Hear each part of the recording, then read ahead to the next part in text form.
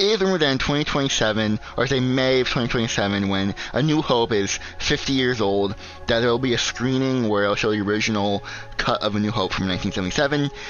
That could be the case, or I think more specifically what this leak is that it's like a more like rehashed, more redone, like just upping the quality of the original film. That's what leaks are saying. I don't know if that's true or not. I don't really look at leaks when it comes to this type of stuff because it could be true, could not be true.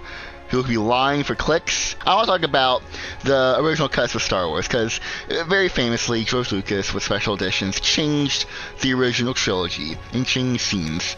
And to me, I don't have a problem with this. I know a lot of people have a problem with this. It's like a really big debate before even I was born. This huge outlash of just like, why do this? You know, because Star Wars is really the only franchise that really does this type of thing. Like, when we look at like the MCU or Harry Potter, Fast and Furious, like any long franchise with multiple movies, they don't change the original film. Like, you don't have Tom Cruise changing the first Mission Impossible movie because he didn't like certain things. No, like, it's that film's still what it was when you first saw it back, you know, decades ago. So it's like it's just with Star Wars. It's like what, like it's just the George Lucas thing. And like I said, to me, I don't have a big deal with this. I'm not one of the people that are like, oh, I have to see the original cut of Star Wars because like the movie's still the same with or without these changes. Like, yeah, certain things I do disagree with. Like in the original special editions, like when you know Luke fell off the ledge on Cloud City, he like screamed. I don't like that because Luke purposely jumped off the ledge on his own will. Vader didn't like throw him off the ledge, but so reverting that was a good thing. But when it comes to like most of the other changes, like just whatever, you know, just like adding CGI, because like these changes aren't affecting the story really. Like I don't think there's any special edition change that really affects the story. Well, at least like one does, besides one I talked about, which is Anakin's Force Ghost. I like Anakin's Force Ghost being Hayden Christensen. I think that fits very well. And like a lot of people are mad at that, and still are to this day, which I don't understand why, because like it makes sense for him to be his Clone Wars self, because that's the last time he actually saw himself in the mirror looking normal. Like, well, how would he know what he'll look like 20 years from now? It's just, I see the logic. I know he's a ghost, and like he's like a Force ghost, but like still, the Force ghost can be whatever they want to be. Obi-Wan's an old man. He can change himself to whatever he wants to be. Like he chooses to be an old man because that's what he likes. That's what he chose. So Anakin chooses to be his Clone Wars self because that's what he sees. And with the Clone Wars show, that reinforces that.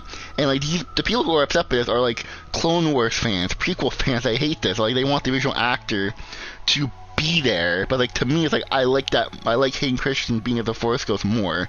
And also it's too late because like with other media now, they're like, yeah, that's the Force Ghost of Anakin, Hayden Christensen, that's the Force Ghost. But I like that. I never hated that. There's no point in time where I didn't like that. I mean, as a kid I was confused like how the hell they do that, but you know, even as an adult I'm like I still like that. But you know, a lot of people hate that. Now you can say it's because I grew up with special editions. I was born in 2000, so 2004 version of the original trilogy is what I grew up with. That's what I watch. So maybe I'm just used to it. People who were born before then probably have a different opinion. But to me, as someone who was born in the 2000s, or in the year 2000, I don't mind special edition changes. I don't think it ruins the original trilogy. The movie is still the same. Like, the movies are still exactly the same as they are. It's just CGI. And yeah, you can argue that does ruin the film, because like, that's ruin the authenticity. But I don't know. I don't have a problem with it. It could be because I was born with it. Like I don't know. What do you guys think? Because this is an issue that's never gonna go away.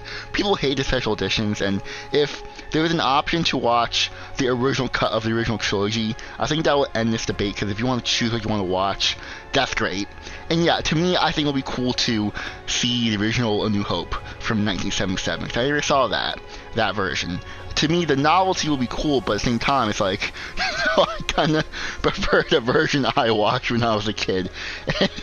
But I feel like that's everyone's opinion. Just watch the version that you watched as a kid, because that's the one you resonate the most with. But at the same time, I'd love to see the original cut of A New Hope and the other, you know, Empire Strikes Back, Return of the Jedi. That'd be cool. But only time will tell with that, because they could be doing that, but, you know, I don't know. But if you guys enjoy, hit the like button, subscribe, we're gonna go now, so, goodbye everyone.